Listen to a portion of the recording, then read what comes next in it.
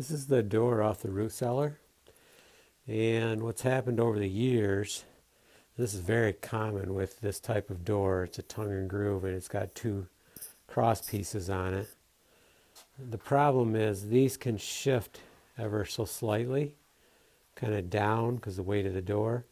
So you have this going on. You see how this one's down a little bit, this one's down a little bit, this one's down a little bit, down, down, down.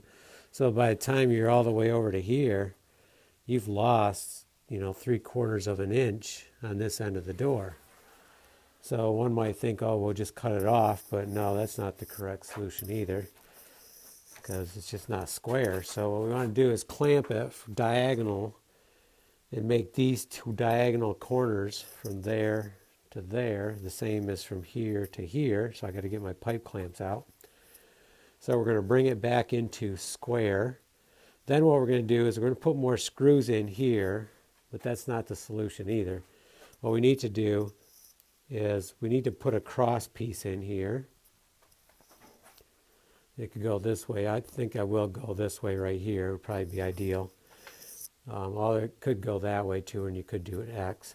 The other thing you can do, but given the I don't think I'm going to do in this case, is to put a board across here and screw right into the edge of these on the top and the bottom. And that means I'd have to cut them off to do that. So I'm pretty sure I'm not going to do that. I'm pretty sure I don't need to do that, so I'm not going to do that. But I am going to put this diagonal piece in, and I'm going to screw the heck out of it. So that'll hopefully stop this from shifting. And if it does shift, it's going to be a long time. It's going to be a lot harder to shift. So, time to get the pipe clamps out.